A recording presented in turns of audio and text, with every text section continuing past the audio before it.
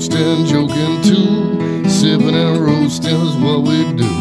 Light 'em up, drink 'em down. Whiskey and cigars all around. Cheers, y'all. Well.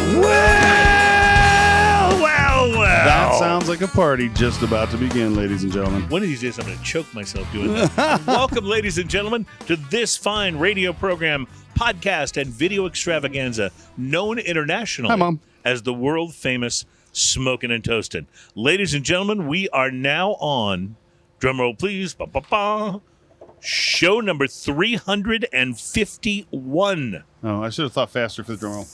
There you go. Oh, that's good. That's good. I like that. Show number 351, which Ian, of course, is responsible for all math on the show, and that would put us at that is. Let's see, carry the one halfway to 400. Fantastic. Glad to be there. Welcome to the program where we are on location this week at the Big Owl Brew House in Houston, and this is my first time. This is to my come here. second time. Okay, so I guess what happened was you came to the Big Owl, had a good time, and thought, hey, that's a location to do a show. 100%. I was sitting up at the bar, and one of the employees up here, his name's Charles. He's apparently cousins to the guy that owns this place, and he's quite gregarious. So we started talking, and he was like, I told him about the podcast. He's like, we got to do it like this Monday, and I was like, how about next Monday? He's like, yeah, let's do it then. So so here we are, man. We're doing it. This is what is called, and I'm going to ask you for some definitions here, a nano-brewery. Is that right? Nano, yes. So what does nano-brewery mean as opposed to, say, microbrewery or smaller craft brewery? Smaller, okay. Smaller. I suppose nano would be smaller than micro, I guess. Yes. But they do have an actual brewery on the premises. So here, on the correct? premises, yeah. So they got a tap room right up here up front, and they have all kinds of great local beers on tap here as well. It's a real cool vibe in the place overall. I figured we'd sit outside today because then we can smoke cigars. By the way, I'm going to smoke this Alec Bradley. Is going to be so good. Yeah, but we'll get to that. Yeah, so we came in and hung out, and we were watching the Astros game and all kinds of stuff a couple weeks ago, and got to talking with the guys, and they're like, they got a brewery in the back. I was like, really? And it's tiny. They had 3 beers on tap when we were here last time. Now they have 7 because they had their anniversary nice. on Saturday. Nice. So and apparently they've been here for 2 years, and I've been completely unawares of it. We are already sipping on the first of their beers, and no, mine is not a Modelo. This is their cream ale. Is that right? It's their cream ale, and it has a fantastic name, and I can't remember what it is right now, but on the next segment we'll correct figure it that. out And it is fantastic. That, yeah. So when I came in, they had 3 beers. They had the cream ale, they had Oktoberfest, and they have a lager. Okay. And then so today, though, they have a few IPAs. They have some other stuff going on. Oh, and it looks like Louis have a black IPA as well. Either a black IPA. That looks like a stout with the head on it, though. Yeah. That's a black IPA. Oh, That's a black IPA? Gotcha. I will be going in that direction before the end of the show. I can assure you, my friends, that's going to happen. I'll even go so far as to call it a prophecy. That's going to happen. So asking about the nano versus micro discernment is probably a great question for that guy. All right, yeah. So what does qualify something as a nano brewery as opposed to a microbrewery? Yeah. Well, I mean, so for me, I'm on a 1-barrel system. Right. So 1 barrel is 32 gallons. Okay. Majority breweries that are usually open up are usually about 3.5, 5-barrel, all the way up to like a 10-barrel system. Okay. Usually for younger, newer breweries.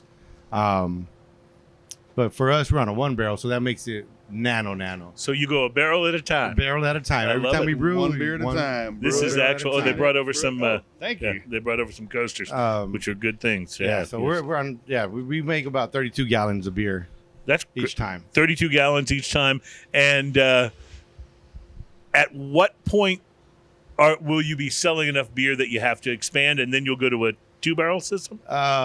We're trying to figure that out right now. Not bad, so we just came up on our 2-year anniversary this past weekend.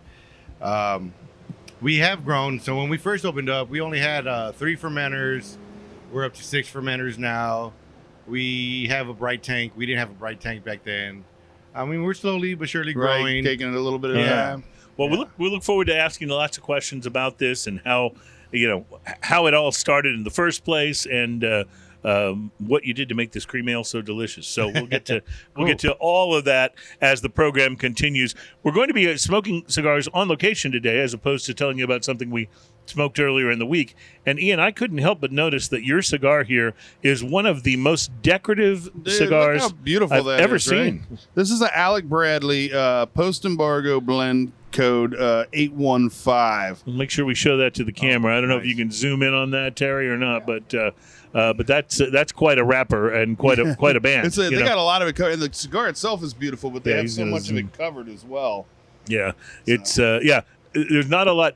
You're going to have to take some of that off before you do any sort of pre-light sniff. Otherwise I'll be like, this cigar tastes like paper. Burning paper, not the number one note I'm looking for. Not 100%. Yeah. So, well, while you light that up, let me tell you about mine. I am going to smoke a second version of the cigar that I smoked last week. It was the Havoc by AJ Fernandez, and you may recall that I loved the flavor, but it cracked on me and was unreliable construction-wise, and I thought there's just no way on an AJ that's not just an aberration. Right. I have too much respect for the guy and his quality, and I am a fanboy, yes. So I decided, I had another one in the humidor, so I decided that's what I'm going to smoke this week. We'll see if I run into the same problem. If so, I'll be writing AJ a little letter at the end of the program and saying you need to get this one together. Dear AJ, I found the one of yours that I don't like. Do you want me to cut that open for you? But I wanted to show this one to the camera as well because it has such a gorgeous band on it. And again, another of those bands that just almost completely covers the whole cigar. So I see you're using a cigar knife there, Ian. Very nicely done.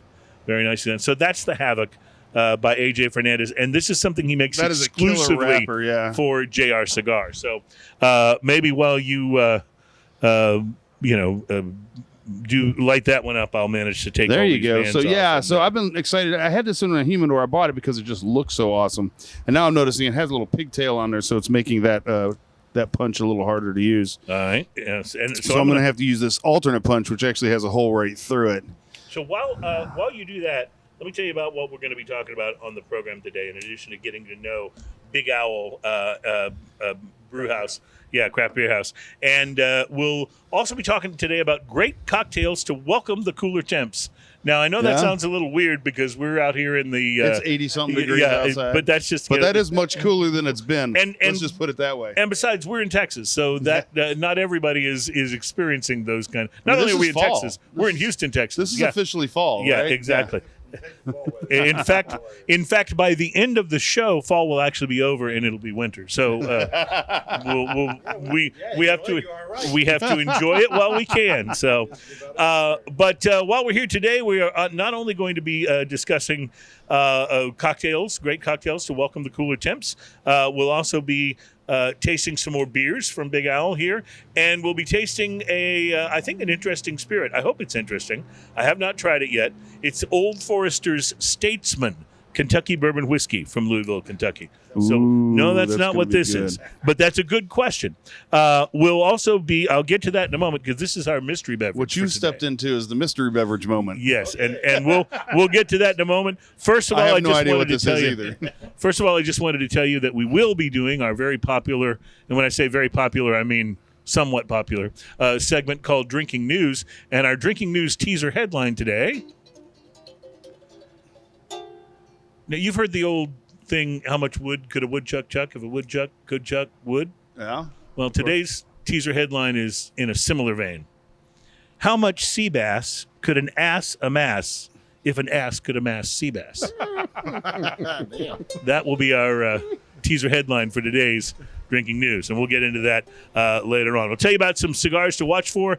Cigar Aficionado has another list of high-scoring cigars that you should be smoking right now. They actually you got didn't to put that say clickbait right in there, right? Right now. Yeah, they're missing clicks, I think, on this because they didn't put that in there. We'll also be talking to you about the celebrity spirit, the new celebrity spirit that we didn't need. That'll be on today's another vanity project. Another vanity project. But some are like okay, got good because we did a Celebrity Spirit last week. We did Ryan Reynolds' Aviation Gin. Yeah. It was actually quite good. So some of the Celebrity Project, the Metallica Blackened, that's a great That's whiskey. actually a really good whiskey. Yeah. But not all of them. Well, I haven't tasted it in fairness, but my expectations are not very high. I don't think it's going to be a very high bar. The Rupert Holmes Pina Colada. Oh, that's a wonderful idea. Can you see that selling in the convenience stores? Yeah. And it would be even better if every time you pulled one out of the cooler, if that song started to play from a little speaker hidden somewhere. All right. So today's mystery beverage is an attempt by me to right a great wrong. And that's all I'll say for the moment. I don't know. I'm not sure what that means. But I know what I asked before the show with it. Yes. And that was which was basically, are you prepared to follow up last week's mystery beverage? So, last week, Ian brought a mystery beverage that while we disagreed, I still am firmly in the camp that it was absolutely terrible. I thought it was fine. So it was a Manhattan, but it was in a Glenlivet. Explain how that worked. It was a Glenlivet Manhattan. Okay, but so it was a premix. You buy it as a smaller bottle of 350 milliliter bottle of Glenlivet, right? Right. And then in the cap, it has this crazy little system where when you go to unscrew the cap, it releases all the ingredients to make it into a Manhattan. In other words, effectively ruining the whiskey. But because and listen, I like a Manhattan as much as the next guy. It was like a Manhattan with scotch. It was pretty nice. It was really awful.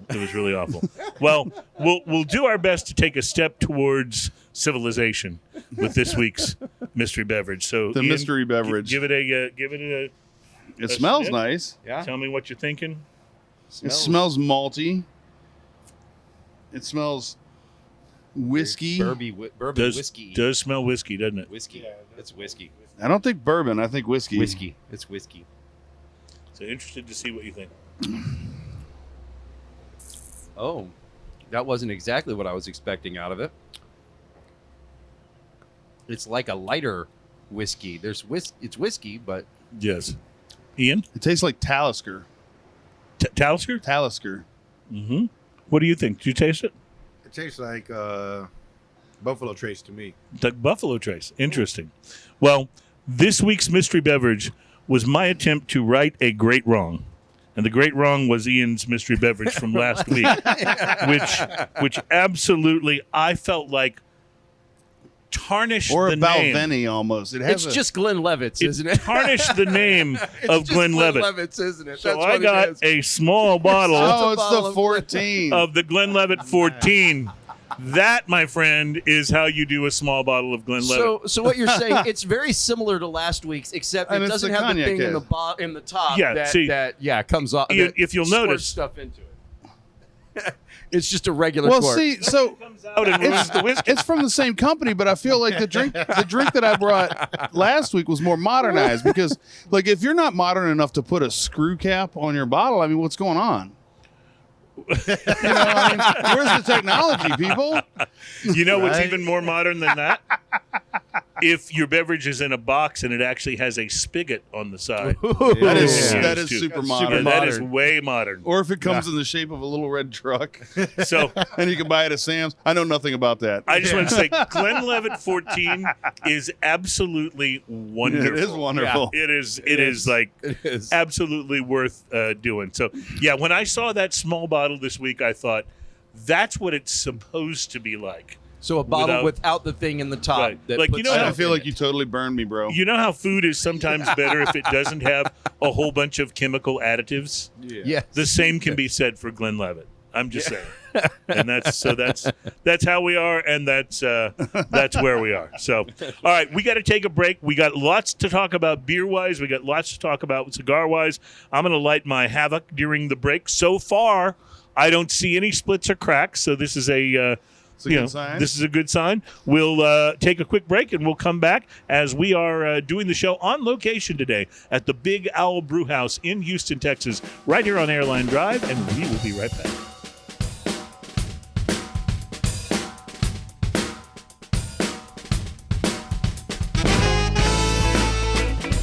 Welcome back. It's Smoking and Toasting, show number 351. Our program is all about craft beer, which I have one that is mathematically halfway to 400, by the way. Thank you for doing that. I've done the math, yeah. I appreciate it. Our show's all about craft beer, fine spirits, and hand-rolled cigars. In this case, we've got all three in front of us, and so that's good. Let's talk a little bit about the craft beer. Just so you know what you're smoking there is a surrogate. Those are great little cigars. Yeah. It's really great. Yeah, tasty. Yeah. And how, by the way, is your Alec Bradley on It's first fantastic. Yeah? It is nutty and earthy in the best possible way with a little, like, almost volcanic soil kind of tasting thing going on. Absolutely loving it. Well, I'm getting excited about my Havoc. The only problem that I have noticed with it, it's burning perfectly right now. The only problem that I have noticed with it is if you look right there, Ian. There's a little rash on it. That is actually where the Havoc band came off. Oh, because it had the bigger band, it tore out a little of the wrapper. But I've smoked cigars before where that happens, and it burns right through it with no problem. Right. So we'll see what happens with that. But let's focus for a moment on this cream ale. This is a wonderful, wonderful beer. And cream ales to me are... I really like them in general, but I've had a lot of them that are just kind of like tasteless. I don't mean tasteless like bad taste. I mean just there's not a lot of flavor going on. And this one really kind of lights up the mouth. So this is the some creamy flavors. The first one I tried when I was here the other night, and I was like immediately like, wow, this is really good. And just a quick question: cream ale, blonde ale, is there a difference? Somewhat. So cream ale, you use adjuncts like rice or corn. Blonde, not so much. Gotcha. Well, what's the name of this one? So that one's Lightning Strike. Lightning Strike. I knew it had a cool name, and I couldn't remember what it was. It was number one on the board. Yeah, number one on the board today. What I like about this and my favorite cream ales is that they have a different mouthfeel than what I associate with just like an amber ale or a blonde.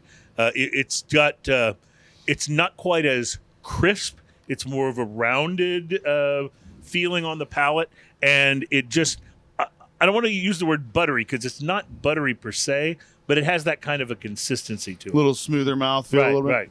There's also a tiny bit of tart on the very end of this, and it's not a lot. It's like just something I wasn't expecting there. It's enough to give you that little snap that makes it very thirst quenching and satisfying. Which is what I like. That's what we try to do. We try to make it real now quenching.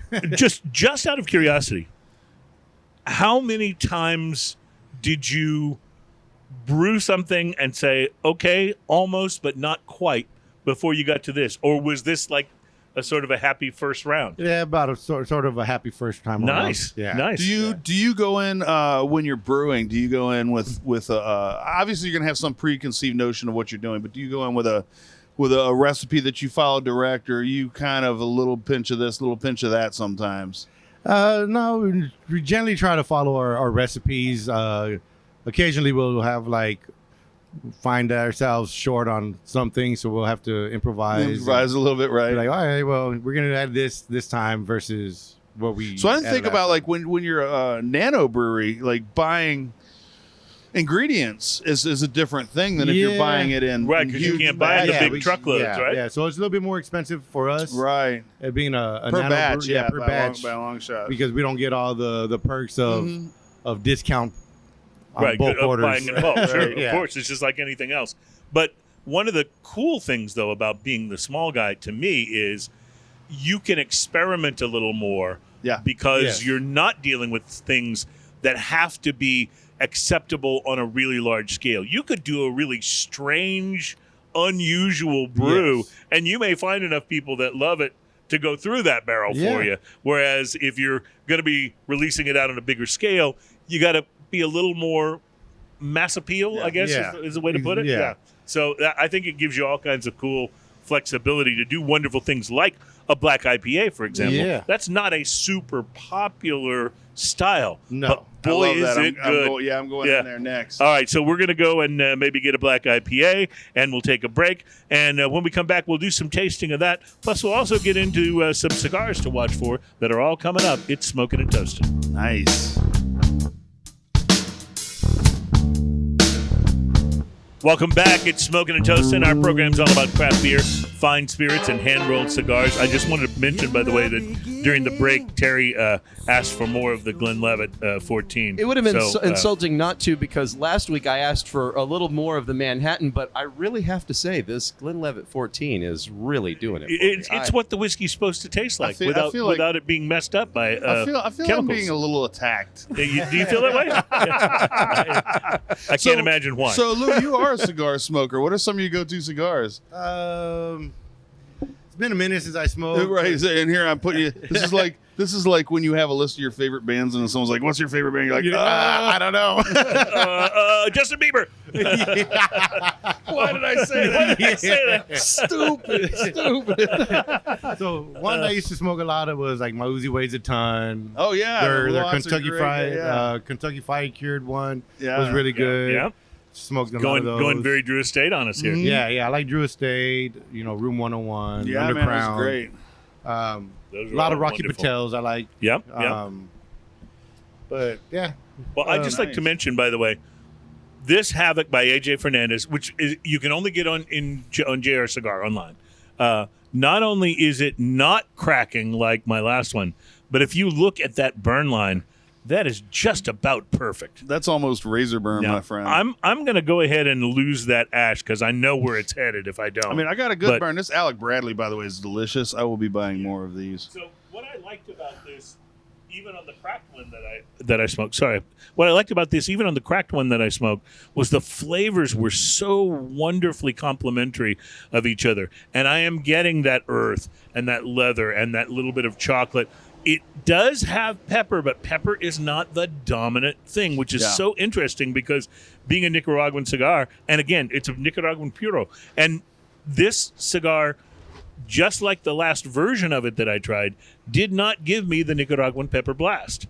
So it's pepper definitely there, but it's kind of light on the palate, and it doesn't seem to obscure the other flavors the way that a loud truck engine can do when it goes by, or the way that pepper can sometimes do in a cigar. Yeah, exactly. That was a lot of motor. It was the flavors that brought you back, though, right? To try that it again, absolutely was. To give it a second chance. Because I liked the flavors so much, and I thought, if I could, if that was an anomaly, the cracking in the cigar. Every once in a while, you'll get a cigar fail. I'm so looking forward to this black IPA. So during the break, what's the name of this one? So that is TFFT Back in Black. TFFT. It's a collaboration with Frosttown Brewing. I love Frosttown. Downtown Houston. Yeah. Last year we did a collab called... That's right by your house. Yeah, last year we did a collab called TFFT, which was a pale ale. And this year for our anniversary, we did TFFT. And so your brewery in here has a different name than Big Owl. Big Owl is the tap house. Yeah, so Big Owl Craft Brew House is a tap room only. They don't brew beer. Right. Nothing. They're just a tap room. They sell local beer, national including beer, yours, regional beer, including ours. But what makes them different is they don't have a kitchen, but they have an operating brewery inside, which is called Turkey Forest Brewing. That's awesome. And that's the TF in TFFT. Yes, TF and TF FT being Frosttown. Right. TFFT, got it. Okay. All right. This is outrageously good. So let me talk to you about it. First of all, I'm a fan of black beers in general. Shiner Black is a wonderful beer. Yep. The Ugly Pug Black Lager from Rar and Sons in Fort Worth. Another spectacular beer. But when you go black IPA and you've got just that little bit more hops, that's when you really start working on my palate. This is and what I love about this, and hoppy though. It's so interesting. It's roasty and hoppy, and if you look at the head on the surface of the beer, it almost looks more like a Guinness or a lighter stout. Oh, I totally guessed it as a stout when he brought it out here due to the head. It's like a baby, like a porter. I mean, look at the lace on this and thing. An IPA had a baby. Yeah. Oh, it's absolutely wonderful. Now, it's got a little bit of coffee, but unlike, say, a coffee porter or some stouts, it's not like all coffee all the time. Yeah. It's interesting because it's got some porter-like quality, like the coffee and the malt up front are so big. So that makes me think almost porter, but then the mouthfeel is very different. Like a porter has a bigger mouthfeel. This is more true onto a mouthfeel of like a bigger IPA, and then that hop snap at the end, which is oddly not there's no pine cone. There's no resinous snappiness to it. It's all just bitter and done. Its finish is outstandingly good. So thank you. If you have a little bit of your Glenlivet 14 left, I'd be interested for you to go with a little sip of that and then back to the IPA. And I'll tell you what I found going from one to the other, from the whiskey to the... Oh, it turns that into like candy, doesn't it? Yes, yeah, it makes... That's why I said Buffalo Trace earlier, because I was drinking this. Oh, I can see and that. I went to that. It's very sweet, right? Yeah, it didn't taste like a Scotch at all. Absolutely. It turns it into- You're totally right about that. It goes That's much why I more said towards the Buffalo bourbon. Trace. And the It's bourbon like sweetness malt candy. when you've had that. But now go back to the black IPA. I'm real curious. We might have to bottle kill that Scotch that you brought. Oh, I don't know if we can do that. That's a big bottle. I think we're about halfway done after Terry. It turns this into like a coffee bomb a little bit. Absolutely. Oh, yeah. This now becomes real coffee intensive. But like, So it's so but not like a interesting. coffee flavored beer, like just like badass black coffee. Yeah. And then the flavor, like I said, with that Christmas on the finish, the flavor just bang, it's gone. It doesn't linger. It doesn't hang out and make your mouth bitter. It's just like gone, and you want some more. Did you say Christmas on the finish? I said crispness, but I think Christmas on the finish would be a great name Christmas for like on the finish. like a holiday ale show. Yeah, exactly. Christmas on the finish. Christmas on the finish. I like that. We'll have to remember that for our Finland. holiday show this year. Well, this is absolutely wonderful, and Thank you. to me, this beer is reason all by itself to come here. How do you come by your recipes? Is this something you start with you go, okay, well, this is a recipe I like, or I have a beer that I like, and here's a recipe for it. How do I make it mine, or is it Somewhat, yeah. So, like, our staple beers that we brew here, we've practiced and brewed them in our garage. Oh, yeah. And, they're generically recipe beers, lager, IPA.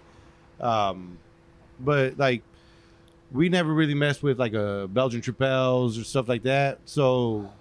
I love A few those. months ago, we brewed a Belgian Tripel. We call it Puro Pinche Amor. No. What did we call it? Yeah, I think it was Puro Pinche Amor. No, it was called Bender's Brown. My bad. Same. We brewed it for the same people, but I was loving Puro Pinche Amor. Puro Pinche Amor, we brewed for them for their wedding. It was a watermelon, See? tahine lager. Oh, Yeah. Now that's It was really, interesting. really good. But like when we never brewed a Belgian Tripel before, so we did our little research on what makes it a Belgian Tripel. Yeah. What's used in the The Belgian flavor Tripel. profiles. What kind of So we Oscar and I malts studied it, and we took a few different recipes, and then we're like, okay, I like this part of the recipe, but I don't like this part. He liked this, didn't like that. And then at the end, we're like, well, we have to put a little bit of our touch on it because Turkey Forest is Right. Houston's first Latino-owned brewery. I love I did that. not. You're the first. Houston's first Latino, But the first in Houston. That is awesome. 100% Latino-owned. Nobody else backing us up. No investors.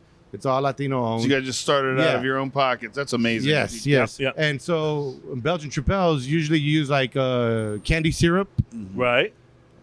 in the boil to bump that ABV, That ABV, higher. yeah. So what we did to make it a little bit more of our own and more Latino-ish is we added piloncillo, which is unrefined Mexican sugar. Nice.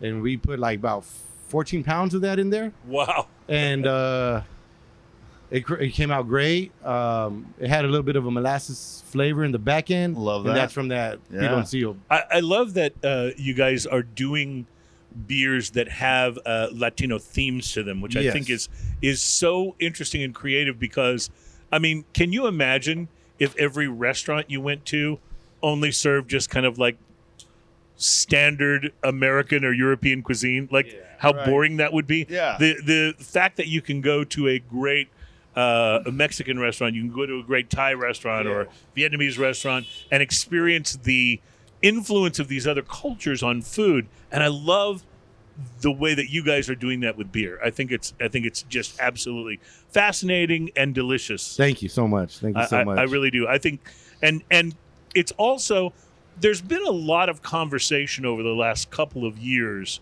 about the craft brewery scene needing to become more diverse. Yes, And we're Yeah. seeing some really interesting to see things it, yeah. happening in that area. There are more Women in female brewing brewmasters and than ever before. There's some great more ethnicity breweries in the brewing. Right. Yes. There's some great breweries that are owned by the Black-owned brewery in San Antonio. The Weathered name Souls. is yes. Oh, those guys Yeah. are doing fantastic Yeah. beers, and so I'm thrilled to see this. At least for Houston, you guys are the first fully Latino-owned Yes. brewery, and you're making that a part of the fabric of the beers that you do, which I Yeah, think is yeah. just We just- absolutely awesome. Yeah, we want to add it. Just a touch of our flavors. Your to own- our By the way, beer. that own Mexican twist, sugar right. is awesome. Yeah. that totally works. That Yes, totally, yes. totally works. Well, so you have 7 beers available now when people Yes. come to Big Owl, right? Yes, we have 7 now. Is that the most you've ever had at one time? No, the most we've had at one time was 13. Ooh, 13 that's beers a at lot one of time. brewing on a That's a single lot. kettle Yeah. system, right? Yeah. Yeah, we were brewing. Wow. So, have you had, of all the beers that you have come up with at different times? I know some of these are only until that barrel runs out and then you Yes. do something different. But have you had a favorite out of all the beers that you've done? Yes. Yeah? My favorite that we've done, and we've only brewed it one time, which is called. What's going on, Leo? It's that's Leo from Galveston Island Brewing. Nice. Oh, we need to talk to him. Yeah, too. yeah. We'll get him out here, get him on the mic. It was called a Koji beer. Koji beer. What beer. is that So exactly? Koji is actually it's like a fungus that they use to make sake, Okay. and it's essentially we did it with our friend Steve. He was a sales rep for Distilled Brewing out of Normal, Illinois. Mhm. Yeah. He brewed That's DES. DESTHIL or something. Yeah. Yeah, they make some great beers. Yeah, by the they way. sure do. They sure do. He brewed a sake. We brewed a rice lager. We blended it, and then we added yuzu fruit to it, which is a Japanese citrus. Sure, yeah. And we put it on tap, and it was great. Outrageous. So Outrageously what was the flavor profile? Was it So it was was- it tart? Was it crispy? No, it was crispy, a little bit citrus lemon on the background, Mm-hmm. and a little bit funk from the sake. Oh, Right. nice. Just nice. a little bit of funk from So the the sake. rice tends to make your beers a little on the crispier side, Yeah. generally, Generally, right? yes. The Yeah. lighter and crispier side, yeah. Yeah. And I can tell you, from the craft beer community, I think we can all safely join together and say, we want the funk. Yes. we want Gotta the have the funk. Yes, Yeah. you gotta have Yes. the funk. Yeah. So, I love so that yeah, song. there's just a little bit of that to me. Those are not beers that I drink all the time. Yeah. But when I do, it's more of like this taste experience. You know, Yeah. it's kind of like certain foods that you might order. It might not be something that you eat all the time, but when you do, you are ready for Yes, that. you want to sit down and Very and get to into really that savor thing. it, and that's what I feel like happens You when know, we do things that are I'm funkier. so interested too because the Latin flavors, the Latin flavor profile overall is so fluid when it comes to like blending it with other cultures. Yes. There's so many restaurants that are Latin Or fusion. Yeah.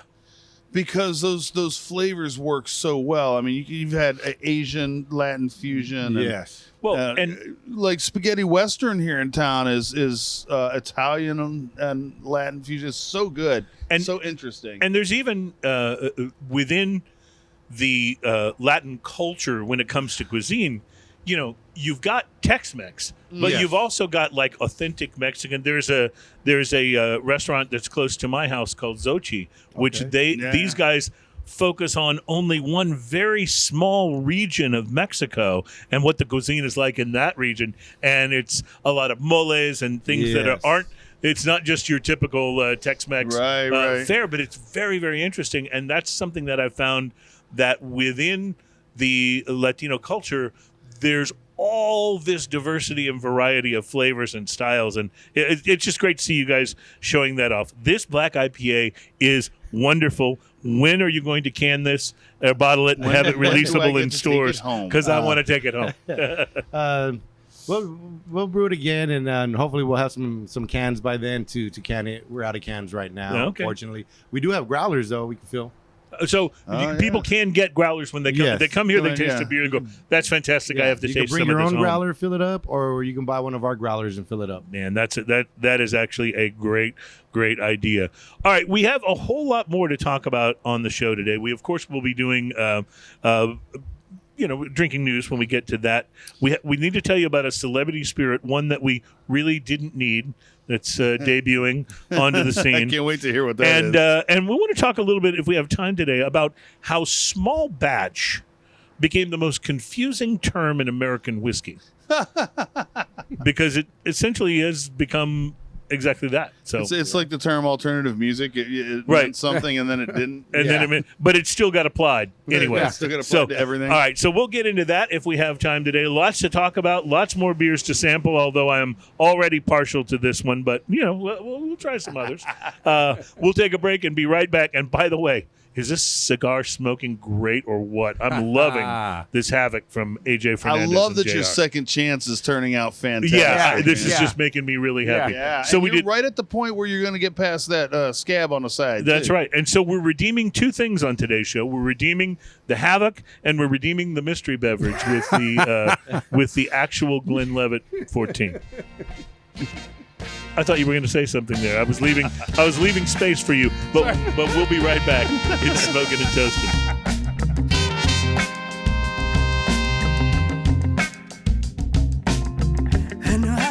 Welcome back. It's Smoking and Toasting, our program all about craft beer, fine spirits, and hand rolled cigars. Everything good, love Terry? those things. I saw you make a face. Everything good? Yep, everything's good. We're good. Good. We're rolling.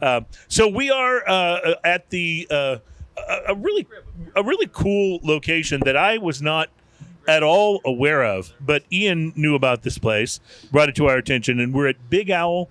The Big Owl Craft Brew House. Well, it's just the tap room, The Big Owl tap room. Right. And this is it includes the brewery. Inside of it is Turkey Forest Brewing, and so they're kind of separate entities, but they coexist in a beautiful, wonderful way. Yeah, they really do. They're and the tap room is great. Like if you like microbrews around town in Houston, this is a great place to come because they don't have like an enormous wall of beers, but they have a great well curated selection of beers. They have all kinds of stuff from like Ingenious Brewing and Fallbrook and all kinds of great brewing places around here. Lots of regional, Klaus, some national. We ran into a Klaus rep here. He was in here earlier. That was really nice. And Klaus, you love because they're all about the they're all about German very style. German style beers. Yeah, And I love that they do that, man. I love that they can build a company and go, hey, we're going to be the German beers all the way. Well, these guys, in celebrating their Latino heritage brews,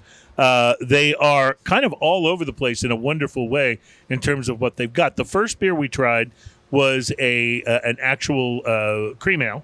The second beer we tried was a black IPA. Both of them were absolutely wonderful. And now they've set in front of us what looks like a fruited sour. What do you know about this beer? So I know that they call it their red ale, and I'm not entirely. I was just looking it up. I was getting Terry just got me the beer menu, but it's not loading up on my phone very fast. Well, I can tell you this is red not ale. a traditional fruited sour because it's not nearly that sour. It's not that sour. Yeah, it does have some tartness to it, which I like. It looks though. I mean, look at the color on that. It almost looks like a fruit punch. Is what it kinda, almost looks yeah. like. But it's got a nice dryness Not quite to it. juicy juice. Yeah, it's got a nice dryness to it, and it really drinks very refreshingly. Oh, it smells. A lot of times with sour ales, you love the taste, but they're not that refreshing because the sour quality kind of, has you sort of sipping it for taste and tasting it on the front of your palate. I think more so. tart than sour, to be honest. I agree. It's almost like it's a some kind of a really cool berry. It's really like nice. Like a acai berry or something like that. For sure. That is influencing this. Is that how you say that? Ian's looking that up. I was looking up to see which one this was. While Ian's doing that, I just want to point out that my Havoc by AJ Fernandez from JR Cigar has now burned past that little spot where the wrapper got torn when I took the band off. Where the scab was? Where the scab was. And it is just smoking absolutely perfectly. I'm getting wonderful leather and oak out of this now. Still an undercurrent of pepper, and I'm enjoying every moment of this cigar. So this is my reclamation project because I smoked one last week and I loved the flavors, but I had problems with the construction. And this one so far has given me 0. I haven't even so much as thought about touching it up with a when lighter. you're talking about a cigar maker that has that kind of reputation, you have to take those ones that the ones that where you have a construction issue are the outliers, you know? Sure.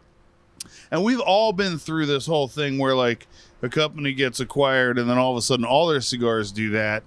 But this is not one of those things. This is when you buy one from AJ Fernandez, you know that if you have a faulty cigar, that was a one in. When you're buying a handmade product, they're not going to be exactly alike every time. It's one of the things actually that makes cigars fun, because they may change a little bit from stick to stick, even if they're using the same general blend of tobacco. Well, that even gives us great side projects like seconds that you can buy sometimes that they've sorted out, and they say, well, these don't wonderful. Yeah, these don't conform to the color or the uniformity that we want in our presentation boxes. So then you can buy those on the side, and you got a great cigar that maybe looks a little mottled or is a little lumpy or something like that. We are on location today at the Big Owl Brew House. We're just off of Airline Drive in Houston, Texas. So this is a local spot for us, and a great one. I'm really glad you discovered this. I bet it was fun watching an Astros game in there. It's not it's not laid out like your typical sports bar, by the way, with 78,000 screens. But that kind of annoys me, actually, to be honest. No, they got a couple screens up on one side, and they got a couple screens up by the bar. And then we were talking to them earlier, and they mentioned, well, today's going to be an interesting Monday because they have apparently a D&D crowd that comes in on Mondays. Wow. Oh, nice. And plays D&D. And then they have a poker crowd that comes in and plays. And just so to avoid any confusion, because most of you guys get the show on Saturday, we record generally on Mondays of the week prior to the Saturday release. So as we're doing this, it is Monday. So they've got us, then they've got a D&D crowd, and then Game 7 then Game of the 7 ALCS. tonight. It's going to be so we'll see. We'll see how that goes. Want to just mention to our broadcast listeners who only get the first hour of the show, check us out on YouTube to get the rest of it. We will be back with hour 2, including drinking news, and this is Smoking and Toasting.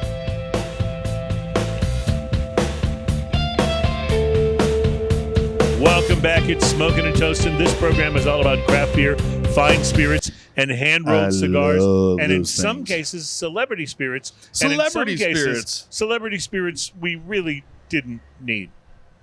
And I have a feeling what do you mean by that? I have a feel. Well, okay, so Conor McGregor. Did we really need proper number 12? We've tasted that on the show. No, it's green and it's not good. It's young.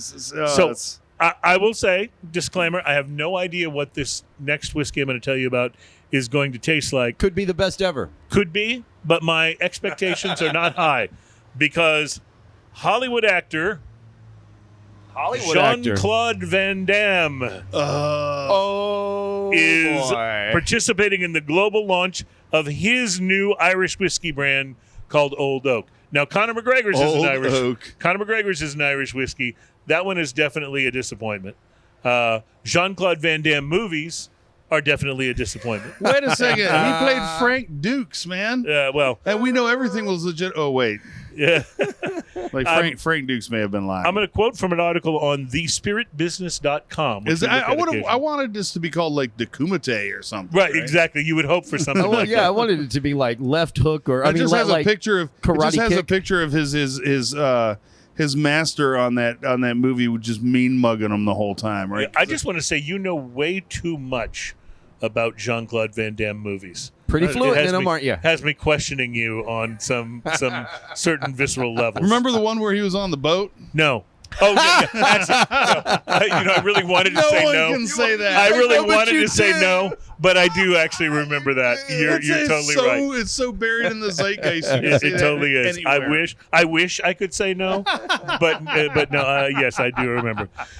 Quoting thespiritbusiness.com, Van Damme, known for his on-screen martial arts performances, and I will add, known for his terrible use of dialogue, co-owns Old Oak Irish Whiskey with Kevin Carson and a number of other investors. Their portfolio currently is made up of a 3-year-old blended Irish whiskey created from liquid aged in ex-bourbon barrels and a 5-year-old blend that was finished in a rum barrel. So Van Damme, in addition to butchering the movies, now has an opportunity to butcher a whiskey. But who knows? It could be good. I mean, what if it is 2 chairs? What if it is actually fantastic? All right. Well, here's what I will agree to.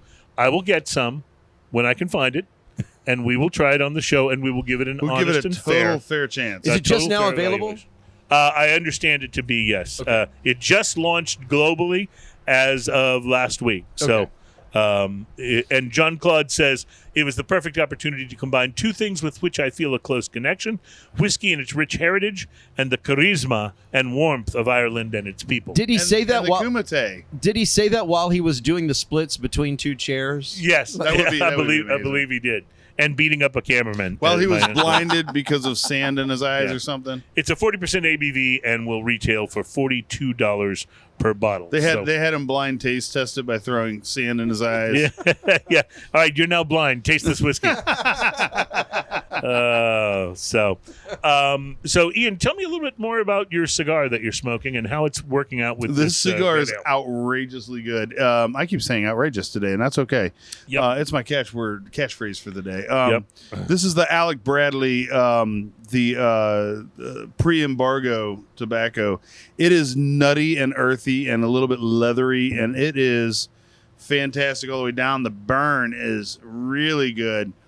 The wrapper on this has a little bit of a leathery and a little oily feel to it overall. The flavor on this goes with everything we've tried so far, and especially that whiskey is so good. But even with the sour red ale, it's going with it just fine. It's so nutty and toasty. Like if you like the nutty and toasty, this is probably one of the closer to Cuban flavored cigars that I've had that isn't an actual Cuban. It's just got that kind of spice in the nuttiness and the earthiness, and then and it just is so good. And it's probably about a medium profile. I'm going to go ahead and introduce this whiskey. We may have just barely enough time to taste it in this segment, but I thought we could at least get started. This is our spirit for the show today, one that I picked up. It is the Old Forester, but it's not just Old Forester, it's the Old Forester Statesman. Now, this is definitely one of the pricier bottles of Old Forester. Yes, because generally Old Forester is one of the less expensive whiskeys. Well, but this one, I don't think it costs less expensive. You can get Old Forester starting at about, I think, $30. that seems about right. Right. So this bottle's more in the $50 range. This is nicely done. one of the upper level ones, and I love Old Forester. I think it's real hard to find an Old Forester that's bad. Right. But the ones that are above and beyond are really above and beyond. I just wanted to mention I was able to take the primary band off of the Havoc cigar and no scars. No scars. Yeah, no scars, no scabs. So I thought this would be interesting. We talked about scabs in between the segments. Yes, too. we did. You want to go ahead and share that? Yeah, I don't know how me and my brother got into a conversation about vampires, but it occurred to me that if you have a scab, was whiskey involved? maybe, Yeah. Okay. that if you have a scab, that's like jerky. That's like jerky for a vampire, right? that seems. It's just to blood make jerky. sense. Or like when You're welcome for that. You'll never be able to get that out of your brain. or like when you eat a muffin and the best part is the crusty part on the outside. Yeah. Yeah, it's kind of like that. Yeah. Kinda Give me like some of that good scab. All right, so we only got. Scabby stuff. I apologize, ladies and gentlemen, for the. Usually we talk about stuff that tastes good. Not about stuff that coagulates. Yeah. So this Oh, my old Forester Statesman Kentucky straight bourbon whiskey. It's 95 proof, and This is fantastic. It's so bourbon and delicious. it really is bourbon. It's sweet. It's got a little bit of bite to the back end of it, just enough to let you know you're drinking the bourbon. I hate to say this word, but it's smooth and delicious. And the Havoc has found its partner. Oh, I can imagine. That kind of good, huh? Yeah, it really has. I don't know how that'll work with the Alec Bradley, but they don't argue with each other. that's. But good yeah, to know. this is. Yeah, I tell you what I'm Old gonna do. Forester's just so good. Like, Okay, so everybody out there listening to this, please don't go buy Old Forester because I don't want it to become one of those allocated, hard to find things. So we don't want to turn it into Blanton's.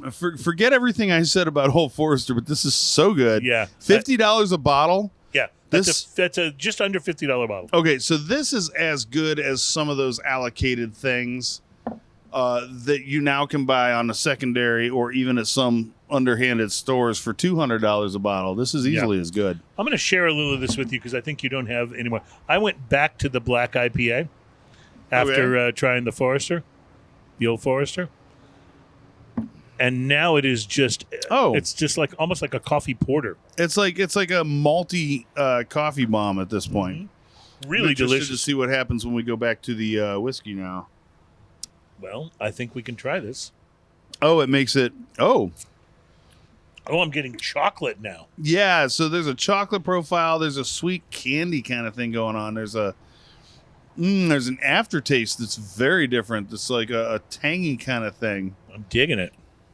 So a little bit of an edit there, but that's okay because we do pre-record the show, and sometimes it requires an edit. These things happen. Like when Ian passes gas, or something like that goes on. When Terry drinks too much of the Glenlivets, it's necessary. Yeah, it's necessary. Right. When our producing engineer drinks a little too much of the Glenlivet and gets too excited, sometimes we have to do He's edit. drooling on but his that's mic okay again. because in our edit we have picked up another guest.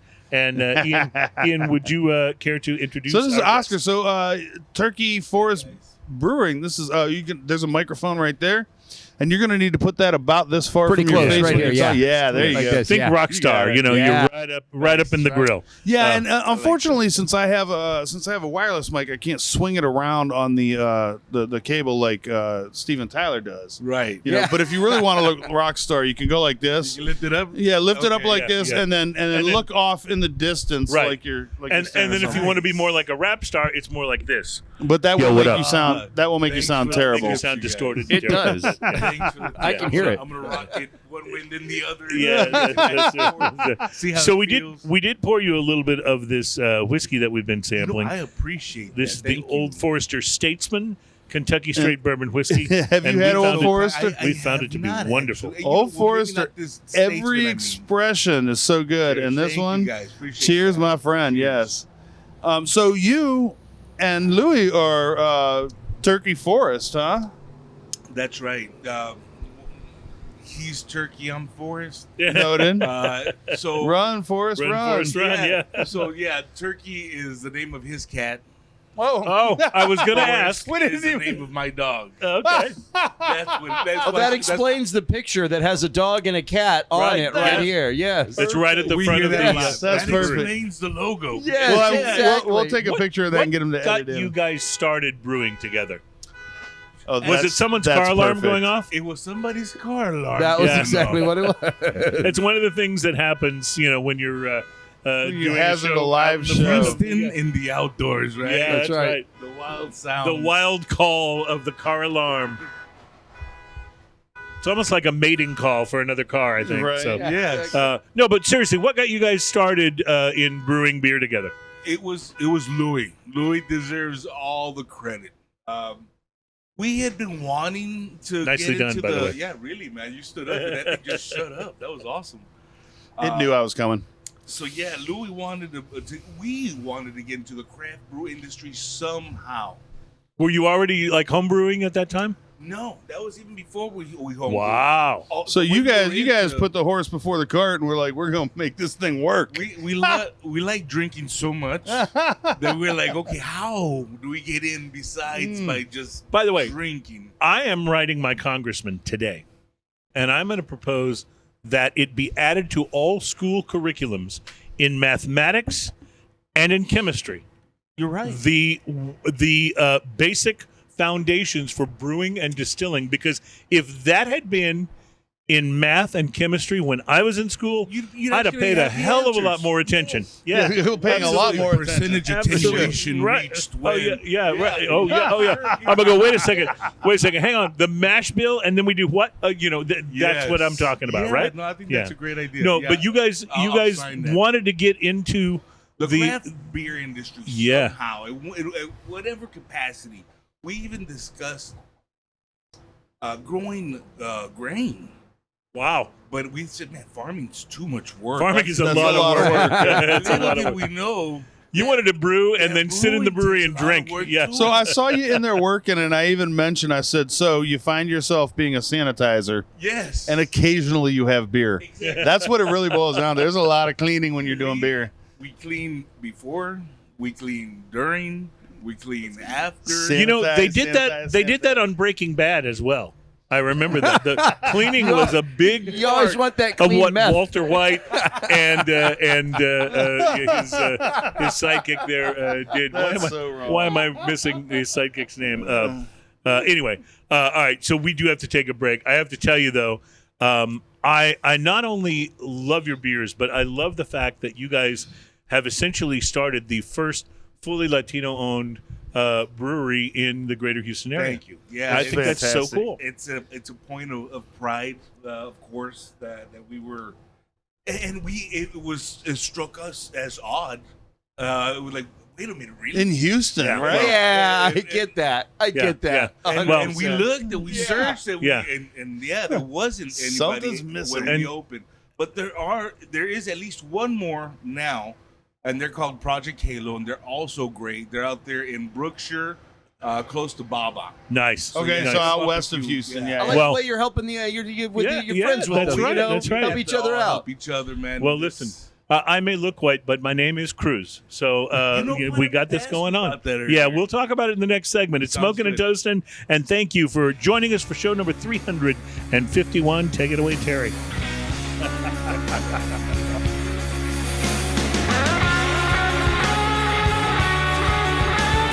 Welcome back. It is Smoking and Toasting. Our program is all about craft beer, fine spirits, and hand-rolled cigars. Speaking of which, Ian's about to light his second one of the show. Yes, I'm going for the EPC Platinum Bash. I have not seen or the had one of 70 those. year celebration. Looks This thing, nice and Maduro. look how gnarly this looks. It's so dark, like a Yeah. Scuro dark, kind of Digging that. leathery, oily, ridiculous. It's got this silk footer that I have to take off. I would have high expectations for this cigar. The silk just from the footer does not appearance. want to come off. I'm going to have to cut it with my knife.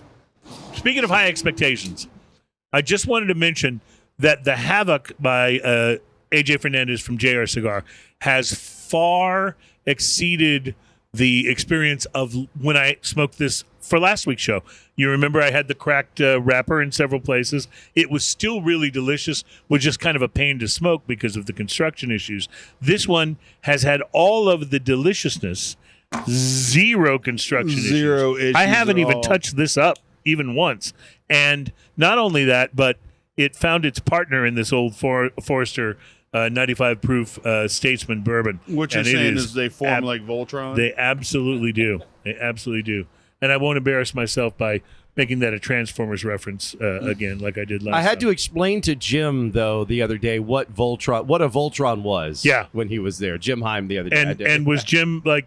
Did you feel like he understood by the end of your I think he explanation? understood, but I don't think he was a regular watcher of the Voltron cartoon as maybe Ian and I were. So I just want to mention, with Jim Heim, who was our guest host, we're going to be doing a show on Jim Heim's famous cigar smoking porch, and he's working up an opportunity for us to do something I've been wanting to do forever on the show, which is to do a show that we can title Smoking Cigars at Church, and I'll explain more about that. Nice. I'll explain more about that a little bit later on in the show. Ian, we've been brought one of the beers that the Turkey Forest guys have here at Big Owl Craft Brew House, and it is the Turkey Forest Lager. This lager, well, I mean, like yours is very full. I have been sipping mine, and plus I tried it the other night. Ooh, Ian, It's- this is good. Yeah, it's really like their beers here are so solid, and that's the reason I said we have to do a show here because like Well, you're right, because these are not just like sort of like, okay, we need a lager, here's a lager. We need a black IPA, here's a black no, IPA. these are well crafted. They didn't even have an IPA on tap the other night. They have I think 2 IPAs on tap. They have the black one that we tried a minute ago, which is fantastic, and then they have a different IPA that is on tap now. But they also have an Oktoberfest, which we're going to try that. Oh, like, yeah. next, But right? do we have enough segments to try all the beers we want to try? We may have to try 2 beers next. We may have to do a bonus segment. may have to do a bonus segment. Well, this is really good. imminently drinkable, but crisp and Look at how pretty that loaded looks. loaded with flavor, though. That's the thing. You know, what my biggest critique of mini lagers is that while they may be refreshing and drinkable, they're a little light in the flavor category. Think about drinking a Coors Light, for example. Yeah. It's refreshing. It's good if it's cold and the mountains are the appropriate color. Yes. But it is not a flavor experience. The mountains are an early warning system on that one. Of course they are. Because when it warms up, it's no bueno, as some people would say. You know, a lot of these small craft houses like this, they're using quality components and they're really taking pride in their beer, and I absolutely love. Yeah. And if the mountains aren't blue, you do not know what to do. Well, because it's not happening. But no, this is wonderful. It is just as refreshing as those less flavorful lagers that we were talking about. But it is just absolutely packed, jam-packed with flavor. Super sweet kiss on the back end of this. It's just so nice, like, to finish this beer. All right. Well, speaking of finish, we have a lot to do before we finish the show today. We have drinking news. I want to tell you about some cigars to watch for. We already told you about Jean-Claude Van Damme's whiskey, and I feel like we may have just wasted a segment with that. We have more important things to talk about than Jean-Claude Van Damme's whiskey. Oh, so we'll try to get to all of those. Do you think? I think John Wick could kick his butt. Yeah. Oh, I don't think there's any doubt. Keanu forever. We'll be right back. It's Smoking and Toasting. Keanu forever.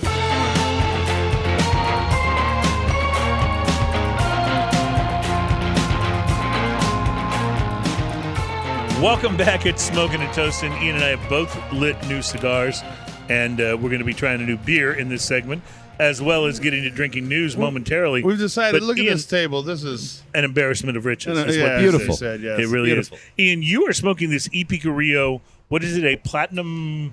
This is the Platinum Bash. I have not had this cigar. I wasn't even familiar anniversary. with this cigar. It is so good. It is. It's outrageously round and delicious with a little bit of pepper, leather. There's a little bit of chocolate, a little bit of coffee going on in there. You were kind enough to offer me a cigar from your little stash, which is wonderful. I did, yes. And this is the Southern Draw Cedrus, but in the Lancero, which I have not had this size. I've had the Cedrus, and it's wonderful. The Cedrus is one of my absolute go-tos. This man. is absolutely wonderful. It is so leathery and rich. It's just wonderful. To be honest with you, I don't think I've ever had the Lancero. I've always had the Torpedo, and I picked that up on a whim, and it looks like it'd be amazing. So it is leather, pepper, a little bit of citrus, and it's just a wonderful combination of flavors. And I have a feeling it's going to go well with this. Look at what we have here. Oktoberfest or Oktoberfest. Oktoberfest is what it says. Right, Look at this color on this thing. This is like the perfect color for an Oktoberfest beer. Oh boy! Oh wow! Does this ever go with this? Yeah, man. I drank like 2 or 3 of these the other night. They were so good. Oktoberfest. This is what brought us here. Yes, actually. So yeah, well, all the beers though, man, all the beers that I tried, they had, like I said, they had 3 on tap, and I tried all 3 of the Turkey Forest beers, and dang, man, like every one of them hit a spot. Like there's nothing wrong with any of them. Yeah, you can't even pick at them. No, and I totally get why you wanted to do the show here, because these guys, when you first said Nano Brewery, I thought, okay, well, they'll have a beer here that'll be pretty good, and maybe one of those will be okay. Right. But these guys are nailing it with every single one of these they're beers. crushing it. Like when you got, there's literally 2 guys. Mm-hmm. Like that brewery is 2 guys and a barrel. 2 guys in a barrel. That'd be a good brewery. And a lot of sanitation equipment. 2 guys, a barrel, and a lot of sanitation. Listen, equipment. man, so I work with wood a lot. Like I do a lot of woodworking, guitars and furniture and things like that. And mostly I sand things. Yeah. And eventually something comes out as a product. These guys sanitize things. And that's the thing. Like when you have a brewery or when you're brewing, even home brewing, like the little bit that I've done, you are sanitizing everything. Like that's the bulk of the work. Yeah, you do more work sanitizing than you do brewing. Yeah, because when you're waiting for everything to heat up and hold it at heat and extract all the sugars and stuff like that, you're smoking a cigar. But man, as soon as everything's done, before you even start, you're sanitizing everything. And I know what you're thinking. Didn't you sanitize it last time before you, or after you did everything? Yes. Yeah. But then you sanitize everything again before you start. And then you start making your beer. And then every time you stop using a vessel, you immediately sanitize it. Yeah. Whether you're going to use it again or not, because Again, you I- have to be super clean. Again, I learned this watching Breaking Bad. The episode with the fly, you remember that one? The Fly. The Fly? I've never watched Breaking Bad. Oh my God, Ian. I Okay, never we got to saw it. stop the I show admit, right I here. get it, yeah. Breaks I on never right here. saw it either. Yeah. Oh my God, I never I'm saw- with yeah. two of you that have never All watched right, guys. Two of us, I yeah. just, Greatest I apparently show. just broke. He's the, still just I just ever- broke the podcast. He's still just the dad from Malcolm in the Middle to me. Okay, let me just stop everything right here. It is the single greatest television show ever made. Certainly television drama. I would say television show. But when I he's gotta the check it out. dad from Malcolm in the Middle, he's hilarious. Well, he is, he's and that's hilarious. one of the better television comedies ever done. Largely because of Bryan Cranston. Yeah. But as brilliant as he is in Malcolm in the Middle, he's 20 times that in Breaking Bad. All right. We could talk about this for a long time. Well, about the sanitation thing, I will have to say, these guys, since we've been here, and I've been here since, 12:30 this afternoon or something, and they have done nothing but sit back there and work and Well, brew their normally- brew and clean their clean. Normally, when we have a show on location like this, they can't wait to be on mic and get as much exposure Yeah. for the but they're busy No, they're working. sanitizing. They've So- enjoyed being on mic, but they also got to get apparently- back to work. They apparently brew Mondays and Tuesdays are their brewing days, and then they got to do all the other stuff the rest of the days. So we caught them on that day, and we interrupted their day. So I don't know how much later they're going to have to be at work than they normally are. but the sanitation will go on Yes, it regardless. will. Sanitation will go. Well, You got to sanitize. it's time now on the program for me to utter a phrase that is very seldom uttered anywhere in the world, and that is, grab your ukulele. Ooh, my ukulele is slightly out of tune. Maybe in Because it's Hawaii, time for that's drinking. uttered in Hawaii regularly. Maybe. I don't even know if it's Grab your uttered there. ukulele, Uncle Yeah. Bob. Yeah. All right, let's do it. Ladies and gentlemen, it's time for drinking news. Drinking news, drinking news. Now it's time for drinking news. Drinking news, drinking news. Now it's time for drinking news.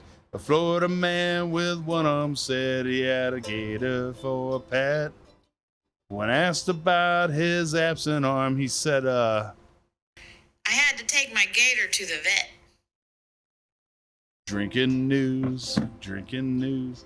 Now it's time for drinking news. Cheers, y'all. Well, a reminder that Drinking News is our segment on the program, which has inexplicably become quite popular. And it is the segment where we bring you a story that is sometimes, but not always, about drinking, but is often best enjoyed if you've been drinking, There is that. especially if you've been drinking really good beers Really like this good beer. Oktoberfest. So here at Drinking News, by the way, today's story is about drinking. Oh, Today, here at Drinking News, we are all big fans of all kinds of comedy. yes. From the master, the late George Carlin, Oh, yes. to the everyman, Jim Gaffigan.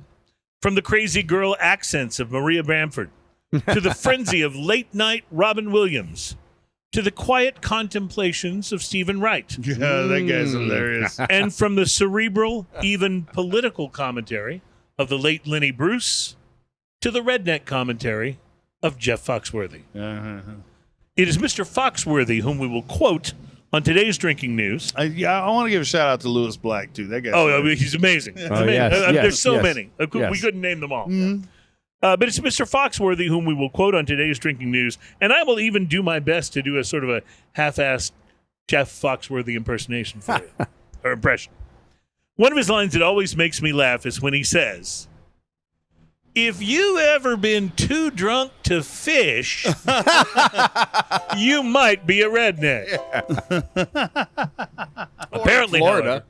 Apparently, however, that is not always the case.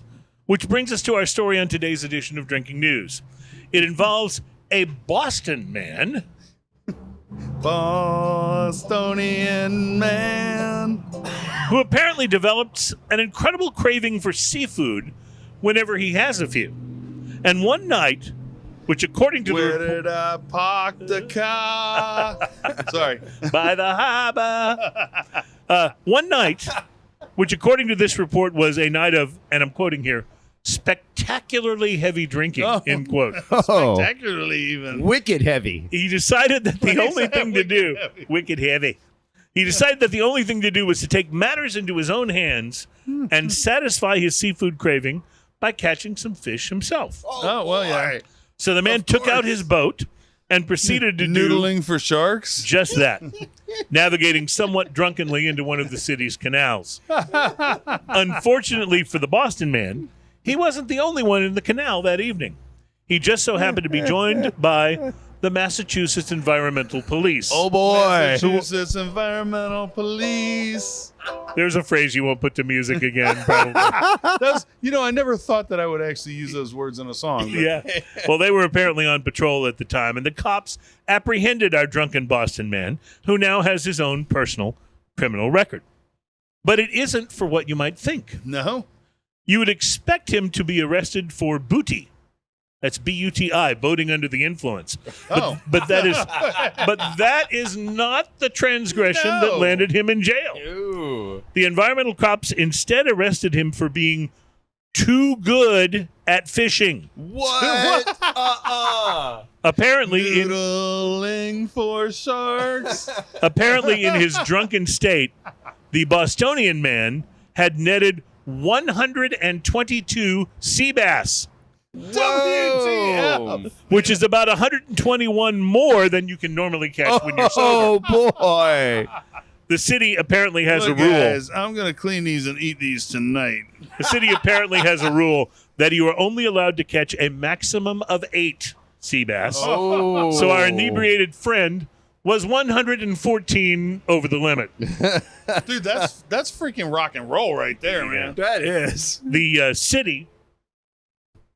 Sorry, this Oktoberfest is too good. It's I can't really just let it good, sit. right? The city made him donate his surplus to charity, although we have not been able to ascertain which charity received 114 dead fish. For all we know, they were donated to the Boston Red Sox, who after this year's miserable season may legitimately qualify as a charity. Now, I've never been particularly good at fishing myself, although I am quite skilled at the act of sitting on a boat and drinking a beer. But the skill shown done by that. our drunken Boston angler has inspired me. And when I'm inspired, as regular listeners of this program may already know, I am often moved to write poetry. So if I may indulge you, please allow me to share the poetic sonnet that I've written about today's drinking news story, Yay. which goes a little something like this. And thank you for the poetry reading music. A drunk Boston man left his trailer, but wound up in the hands of a jailer. With too many sea bass, they arrested his ass, and now we know what to do with the drunken sailor. I don't know what to say about that. That was amazing. Yeah. That was good. Hey, it's a question that's plagued mankind for a very long time.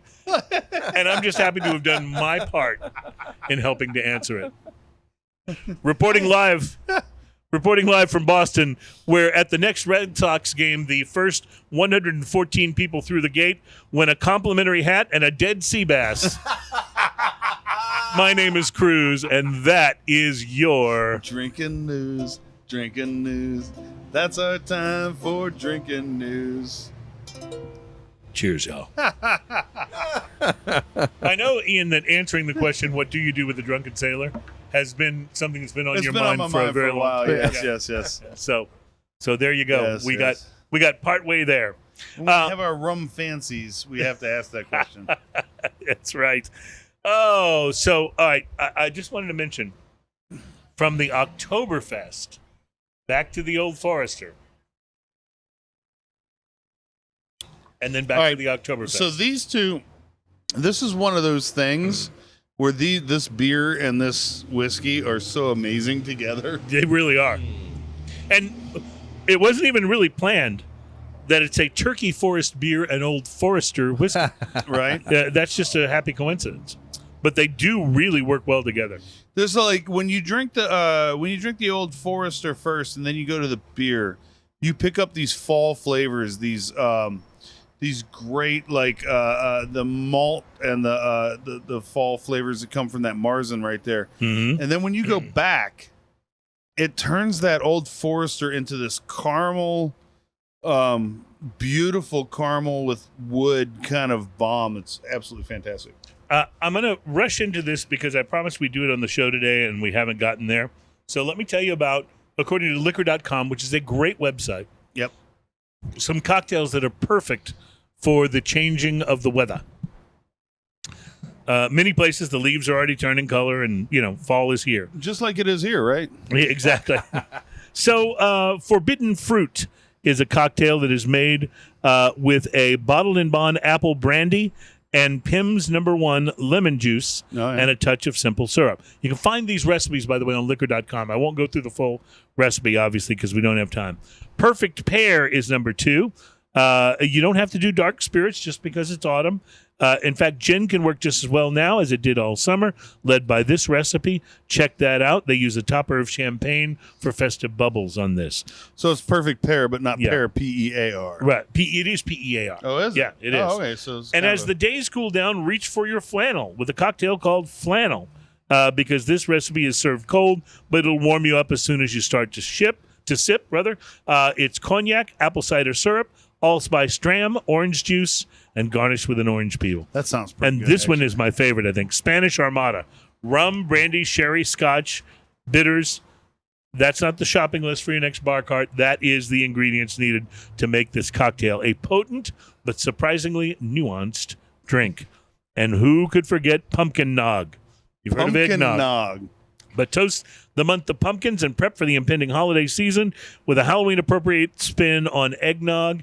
It is a large format recipe that gets rid of the store-bought mixes in favor of a homemade batter that's flavored for fall with pumpkin puree, vanilla extract, and cinnamon. Not only is it cool and creamy, but slightly offbeat. And it is a true showstopper, they say. So you can get the recipes for this and a number of others at liquor.com. Liquor.com is a website I such totally a fun recommend. website. It really is. It really is. All right. So I think we have to take a break here. Is it time, Terry? It is. All right. So we take a break. We'll be back to wrap things up. This has been a really fun show, and I want to give props to our hosts here momentarily. So fantastic. It's Smoking and Toasting. We are on location at Big Owl Tap Room. A really amazing place, yeah, in Houston, Texas. Who knew this was here? I'm happy to have discovered it. We'll be right back.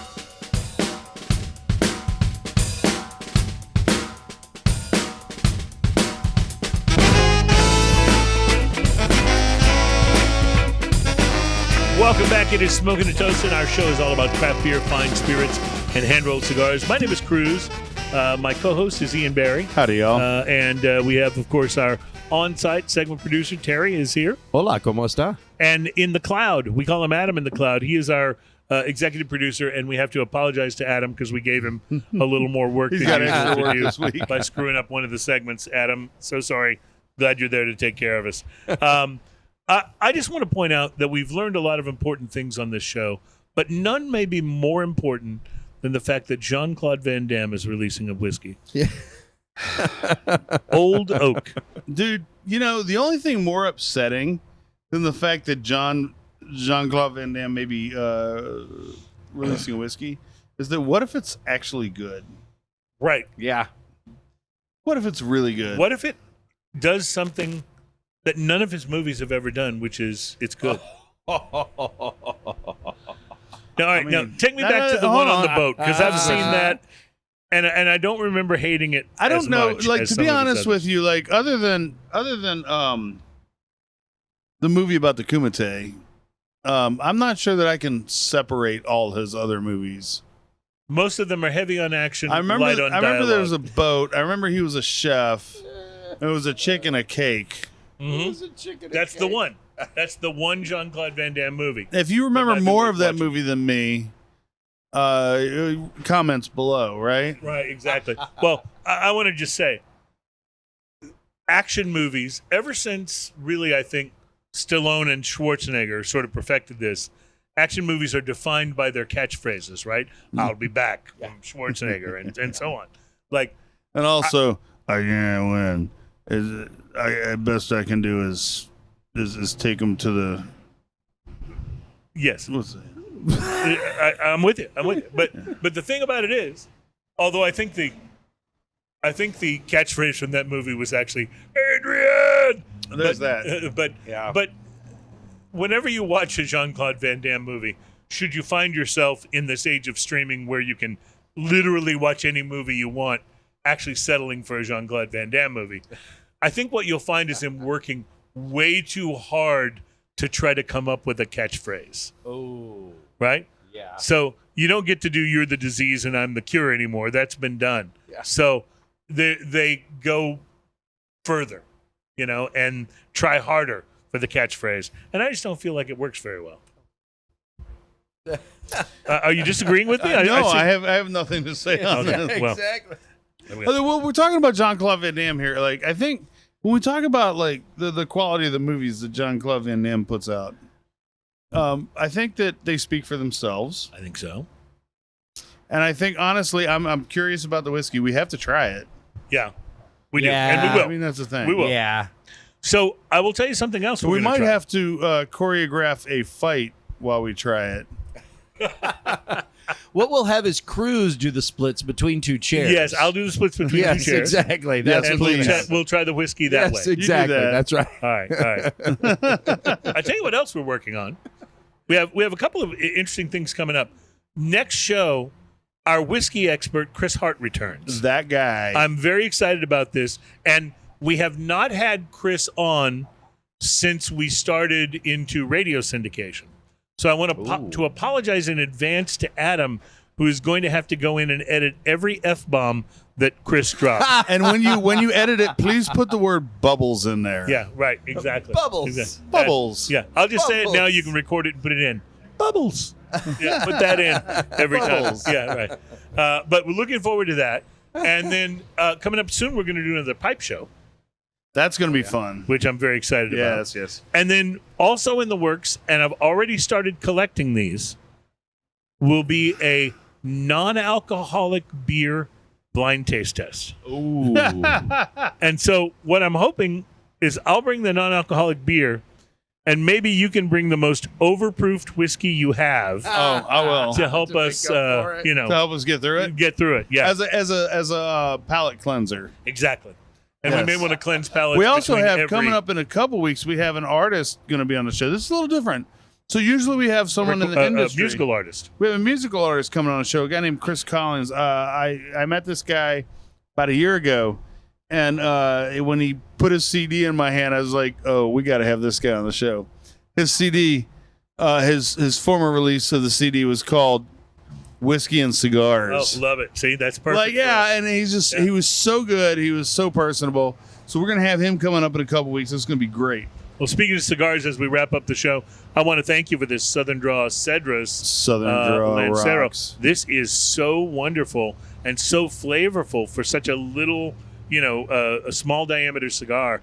This ring gauge is making it just I would intense. like to thank Ernesto Perez Carrillo for being amazing because this cigar is fantastic. And so if we're going to do that fanboy stuff, AJ, you rocked it. The Havoc brought it home. I knew it would.